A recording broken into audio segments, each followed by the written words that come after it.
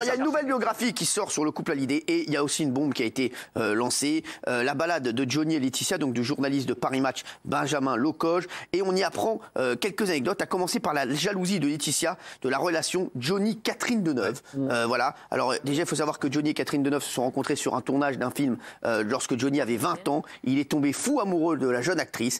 C'est d'ailleurs sur ce tournage que Johnny interprétera Retiens la nuit pour Catherine Deneuve, c'est ça, hein, Michel? Oui, chanson de Charles Aznavour. Il était fou amoureux d'elle. Amour impossible, puisqu'elle était déjà en main, Catherine. Ah, moi, je vous parle, voilà. Et voyant cet amour mourir, Johnny décide de commettre l'impensable et il a fait une tentative de suicide. Voilà, je vous le dis, il raconte ça dans son autobiographie. Il ne me restait plus qu'à mourir. Au volant de ma Triomphe, j'ai bloqué le compteur sur l'autoroute de l'Ouest au moment où j'allais lâcher mes mains du volant et rejoindre Jimmy Dean en enfer. Panne d'essence. Incroyable. Ouais, ça veut pas. Non mais c'était fou, tu le savais. Et en fait, l'actrice et le chanteur auraient continué à se fréquenter pendant des années. Catherine Deneuve serait Lady Lucille, la maîtresse qui aurait hanté le cœur de Johnny Hallyday tout au long de sa vie. Elle a même inspiré au taulier une chanson Lady Lucille qui figure sur l'album Lorada sorti en 95. Et Laetitia, tombée en 95 sur des fax de cette dite Lady Lucille destinée à Johnny, a été très énervée. Elle a décidé d'organiser, donc pour calmer Laetitia, Johnny a décidé d'organiser une croisière dans les Caraïbes.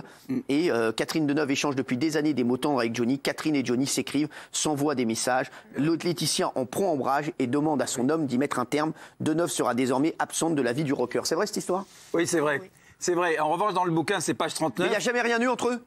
Si, il y a eu. Quoi, je l'avais déjà dit dans cette émission. Ouais. Ah oui. Complicité platonique, il écrit.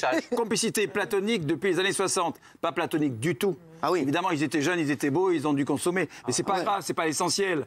Mais en tout cas, c'est vrai qu'ils ont gardé une relation très proche jusqu'à la fin. En revanche, il cachait effectivement les textos qu'il lui envoyait parce qu'elle avait quand même une manie, Laetitia, c'est de regarder tous les portables de Johnny et des copines d'ailleurs. Oui, donc il planquait tout. Oui. Il planquait tous les portables. Oui, parce que Laetitia, elle regardait les textos qui arrivaient des uns et des autres. C'est une jolie manie. On apprend aussi dans le livre que Johnny était aussi jaloux de Laetitia et de sa carrière. On y découvre également que Johnny n'hésite pas à appeler son ami le président Nicolas Sarkozy pour assainir tant qu'il peut sa situation financière. C'est ce qu'ils disent dans le livre. Un membre du cabinet de Nicolas Sarkozy raconte même: ils nous ont sollicité en permanence pour la cousine, la femme de ménage, le visa de la grand-mère, les impôts. Combien de fois Nicolas Sarkozy a-t-il été réveillé en pleine nuit par un Johnny qui s'inquiétait de ses impôts? Est-ce que Michel, toi, voilà, t'as fréquenté tout le monde, tous les hommes politiques. Est-ce qu'il t'est déjà arrivé de demander un gros service, par exemple, à un homme politique ou pas du tout? Jamais. Non. Jamais. Non, pas du tout.